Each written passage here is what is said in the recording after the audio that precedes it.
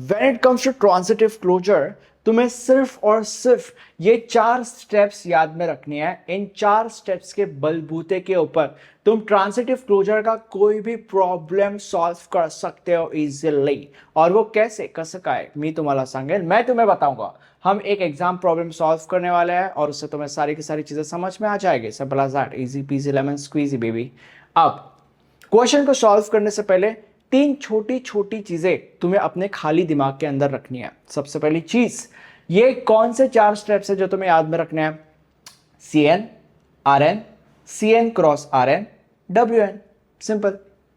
दूसरी चीज, ये N क्यों है यहां पे? जब हम क्वेश्चन को सॉल्व कर रहे होंगे तब हम CN RN ये सब नहीं लिखते बैठेंगे। N के जगह पे एक नंबर आएगा, मतलब we are going to start with 0, उसके बाद 1 आएगा, फिर उसके बाद 2 आएगा, फिर उसके बाद 3 आएगा, फिर उसके बाद 4 आएगा। Kind of that we are stop, right? इसीलिए मैंने यहाँ पे n लिखा है। n के जगह पे नंबर्स आते जाएंगे। ऑलवेज वी स्टार्ट विद 0, उसके बाद 1 2 3 4 एंड थर्ड, इन स्टेप्स के ऊपर जंप करने से पहले हम थोड़ा सा प्रिपरेशन करते हैं और उसके बाद इन स्टेप्स के ऊपर जंप करते हैं। बस क्वेश्चन को सॉल्व करना चालू कर देते हैं। ये हमारा सवाल है। ए एक सेट है हमारे पास जिसके अंदर 4 एलिमेंट्स है, 1 2 3 4, एंड आर के अंदर ये कुछ पेयर्स है। Find transitive closure of relation R, ये हमें पूछा गया है। अब सबसे पहले प्रिपरेशन किया जाएगा। प्रिपरेशन के अंदर हमें सबसे पहले लिखना होता है W0। W0 से हमें हमारे क्वेश्चन हमें हमारे आंसर की शुरुआत करनी होती है। W0 इज इक्वल टू ऐसा खाली सा मैट्रिक्स बना के रख दो। Simple as that. ये मैट्रिक्स मैंने 4 इंटू 4 क्यों बनाया है? क्या मुझे पागल कुत्ते ने काटा है? And the answer is no, नहीं काटा है। ये मैट्रिक्स मैंने 4 इंटू 4 इसलिए बनाया है क्योंकि यहां पे ए के अंदर 4 नंबर्स है, 1 2 3 4, और इसीलिए 1 2 3 4 4 इंटू 4 मैट्रिक्स मैंने यहां पे बनाया है। ठीक है। अब प्रिपरेशन के अंदर हम इस मैट्रिक्स को फिल करेंगे इस आर के हेल्प से। 1 2 1 2 इधर लिखेंगे 1, 2 1 2 1 इधर लिखेंगे 1, उसके बाद 2 2 2 2 इधर लिखा जाएगा 1, देन 3 1 3 1 इधर लिखा जाएगा 1, 4 3 इधर लिखा जाएगा 1, और बाकी सब 0। ठीक है। और यहां पे हमारा प्रिपरेशन खत्म होता है और अब हम इन स्टेप्स के ऊपर जंप करते हैं। सबसे पहला स्टेप क्या कहता है? सबसे पहला स्टेप कहता है CN को कैलकुलेट करो। अब CN मतलब हमेशा इट इज C1। यहां पे हम 1 से शुरू करते हैं, यहां पे हम 0 से शुरू करते हैं when it comes to W, and when it comes to C and R या बाकी जो भी चीजें है वो हम 1 से शुरू करते हैं। तो हम सबसे पहले कैलकुलेट करेंगे CN मतलब C1। C1 को कैसे कैलकुलेट किया जाता है, और ये कैलकुलेट W1 मैंने यहाँ पे क्यों लिखा है ये तो मैं बाद में पता चल जाएगा, इसके ऊपर ध्यान मत दो फिलहाल के लिए। तो C1 कैसे कैलकुलेट करते हैं? Number of ones position of first column of previous matrix, मतलब जो प्रीवियस मैट्रिक्स है ये, इस मैट्रिक्स के अंदर फर्स्ट कॉलम के अंदर कौन से वंस के पोजीशन है। एकदम आसान भाषा में, फर्स्ट कॉलम में 1 किधर किधर है? फर्स्ट कॉलम में जो 1 है वो 2 पे और 3 पे है। Simple as that.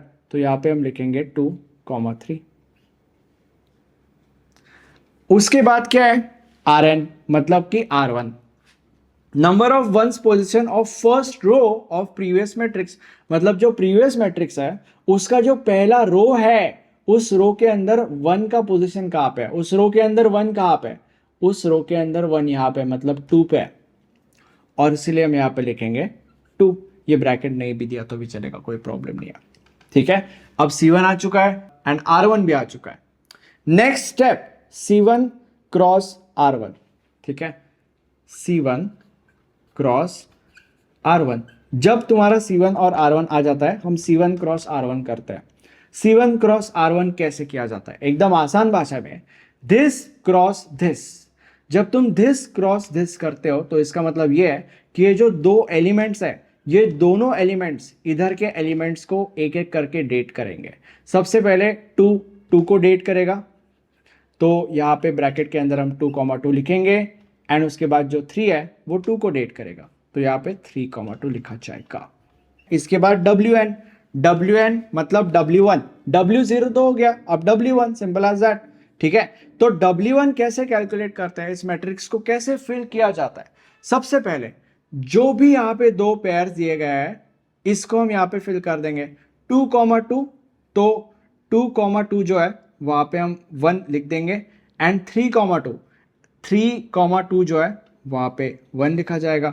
उसके बाद ये जो मैट्रिक्स है ये यहाँ पे वैसा का वैसा कॉपी कर देंगे, 0 1 1 0 0 1 1 0 1 1 0 0 1 1 0 0।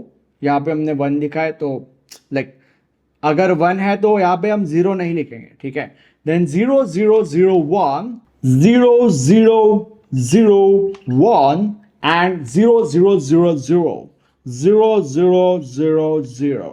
ये हमारा मैट्रिक्स हो गया। अब मैं तुम्हें बताऊंगा कि यहाँ पे कैलकुलेट W1 मैंने क्यों लिखा। यहाँ पे कैलकुलेट W1 मैंने इसीलिए लिखा क्योंकि हमने W1 को ही तो यहाँ पे कैलकुलेट किया है, सिंपल एज दैट। ठीक है, तो हमने यहाँ पे W1 को ही कैलकुलेट किया है, इसीलिए यहाँ पे मैंने लिखा कैलकुलेट W1। ओके, अब ये चारों के चारों स्टेप्स हमने फॉलो कर लिए, तो हमारा इतना बड़ा सब कुछ आ गया। अब हम इन्हीं 4 स्टेप्स को वापस फॉलो करेंगे। हमने अब W0 से शुरू किया, तो हमें इन्हीं 4 स्टेप्स को फॉलो तब तक करना है जब तक हम W4 तक नहीं पहुंच जाते, तब तक, क्योंकि हमारे पास ये 1 2 3 4 4 एलिमेंट्स है। ठीक है, अब अगेन Cn, अब यहां पे C1 और R1 हो गया, तो आगे अगर हम बढ़ेंगे तो C2 और R2 आएगा, सिंपल एज दैट। अब अगर C1 is number of ones position of first column of previous matrix, तो C2 would be number of ones position of second column of previous matrix. ठीक है, तो इसका मतलब जो हमारा प्रीवियस मैट्रिक्स है उसके अंदर जो सेकंड कॉलम है, उस सेकंड कॉलम में 1 किधर है? 1 है 1 पे, 2 पे और 3 पे, सिंपल एज दैट। तो इसलिए हम यहां पे लिखेंगे 1 2 3, राइट। नेक्स्ट, अब यहां पे अगर R1 is number of ones position of first row of previous matrix, R2 would be number of ones position of second row of the previous matrix, simple as that, right. तो इसका मतलब जो previous matrix है ये, इसके अंदर जो second row है उसके अंदर 1 किधर किधर है? 1 पे और 2 पे, इजी। तो हम यहां पे लिखेंगे 1, 2।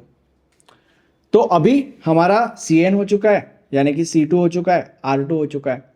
Now is Cn cross Rn, मतलब C2 cross R2। What is C2 cross R2? C2 cross R2 कैसे कैलकुलेट करता है? This cross this. अगर हमें दिस क्रॉस दिस करना है तो इसका मतलब यहां का हर एक एलिमेंट एक एक करके इधर के हर एक एलिमेंट को डेट करेगा। सबसे पहले 1 जो है वो इन दोनों को डेट करेगा, तो सबसे पहले 1, 1, उसके बाद 1, 2। 1 का दोनों को डेट करके हो चुका है, अब 2 की बारी, 2, 1, 2, 2, 2, 1, 2, 2 एंड देन 3, 3, 1 और 3, 2। अब Cn हो गया, Rn हो गया, Cn क्रॉस Rn भी हो गया, Wn, W2 क्यों? क्योंकि यहाँ पे W1 है तो यहाँ पे W2, सिंपल, हम आगे बढ़ रहे हैं। ठीक है, तो अभी इसको कैसे फिल किया जाएगा?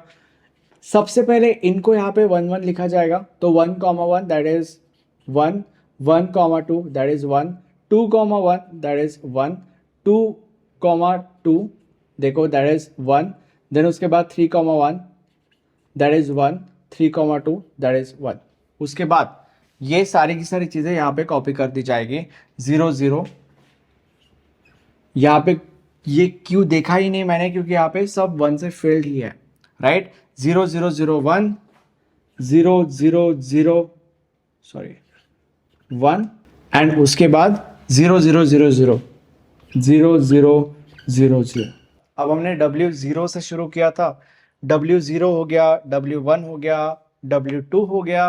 अब हम W3 के ऊपर जंप करते हैं, जिसके लिए हमें बस इन्हीं 4 स्टेप्स को वापस रिपीट करना है, सिंपल एज दैट। क्या है? CnRn, अब C2R2 तो हो गया, तो ऑब्वियसली यहाँ पे C3R3 होगा, राइट। तो अभी अगर C2 है number of ones position of second column of previous matrix, तो obviously C3 would be number of ones position of third column of the previous matrix. मतलब जो प्रीवियस मैट्रिक्स है उसका जो थर्ड कॉलम है, थर्ड कॉलम में one किधर है या कौन से पोजीशन पे है? थर्ड कॉलम में वन जो है वो फोर्थ पोजीशन पे है, इसलिए हम यहाँ पे लिखेंगे 4। देन अगर R2 is number of ones position of second row of previous matrix, R3 would be number of ones position of third row of the previous matrix, simple as that। तो इसका मतलब ये है कि जो प्रीवियस मैट्रिक्स है उसके अंदर जो थर्ड रो है उसके अंदर वन कहाँ पे है, वन कौन से पोजीशन पे है? तो वन जो है वो फर्स्ट पोजीशन पे है, वो सेकंड पोजीशन पे है, तो इसलिए हम यहाँ पे लिखेंगे 1,2, सिंपल एज दैट। अब Cn हो गया, Rn हो गया, now Cn cross Rn, that is C3 cross R3। इसको कैसे कैलकुलेट किया जाता है? C3 यानी कि 4 क्रॉस 1,2, इसका मतलब 4 जो है वो इन दोनों को एक एक करके डेट करेगा, तो इसलिए सबसे पहले 4,1, 4 1 को डेट करता है, उसके बाद जो 4 है वो 2 को डेट करता है। इजी, ओके, ये हो गया। अब step number 4 is Wn, W0, W1, W2 and अब W3, ठीक है। तो अभी कैसे कैलकुलेट किया जाता है? सबसे पहले 4,1 एंड 4,2, तो 4,1 is this and 4,2 is this. उसके बाद ये जो मैट्रिक्स है यहां पे कॉपी कर दिया जाएगा, 1 1 1 1 1 1 एंड 0 0 0 1 एंड 0 0 0 0 0 0 0 0। अब W3 तक हम पहुंच चुके हैं। अब मैं रफ करता हूं और हमें इसको और बस एक बार फॉलो करना है ताकि हम W4 तक पहुंच सके और फिर उसके बाद प्रॉब्लम समाप्त। अब C3 R3 हो चुका है, इसलिए हमने यहाँ पे C4 और R4 लिखा है। What is C4? C4 मतलब जो प्रीवियस मैट्रिक्स है उस मैट्रिक्स के अंदर जो फोर्थ कॉलम है उस फोर्थ कॉलम में वन का पोजीशन कहाँ पे है? तो उस फोर्थ कॉलम में वन का कोई पोजीशन है ही नहीं, इसीलिए हम यहाँ पे लिखेंगे null. What is R4? R4 is जो प्रीवियस मैट्रिक्स है उसके अंदर जो फोर्थ रो है उस फोर्थ रो के अंदर वन का पोजीशन कहाँ पे है? तो यहाँ पे वन का पोजीशन 1 पे, 2 पे और 3 पे है, तो इसलिए हम यहाँ पे लिखेंगे 1 2 और 3। Now C4 X R4, simple as that. Anything cross null is null, ठीक है, मतलब बेसिकली कुछ भी नहीं। अब इसका क्या मतलब है? इसका मतलब ये है कि जो भी मैट्रिक्स यहाँ पे है हम वैसा का वैसा मैट्रिक्स यहाँ पे कॉपी पेस्ट कर देंगे, simple as that. So 1 1 1 1 1 1 1 1 and 0 0 0 1 0 0 0 0। अब यहां तक तो तुम पहुंच गए, बट ये तुम्हारा फाइनल आंसर नहीं है। फाइनल आंसर इज, जो हमें क्वेश्चन में पूछा गया है वो, find transitive closure of relation R using Warshall algorithm. तो find transitive closure of relation R, हमें ट्रांजिटिव क्लोजर फाइंड करना है। तो transitive closure which is denoted as R star is equal to, अब हमारा ये फाइनल आंसर होगा जो हम इस मैट्रिक्स से डिराइव करेंगे। इसको हम रीड करेंगे 1 1 1 2 2 1 2 2 3 1 3 2 4 1 4 2 4 3। So 1 1 1 2 2 1 2 2 3 1 3 2 4 1 4 2 and 4 3 is equal to transitive closure. अभी हमारा होमवर्क क्वेश्चन है, अगर तुम इसे सॉल्व कर पाओ तो बहुत अच्छी बात है, अगर नहीं कर पाओ that is totally fine. Notes के अंदर आपको ये सवाल सॉल्व किया हुआ मिल जाएगा। Thank you so much.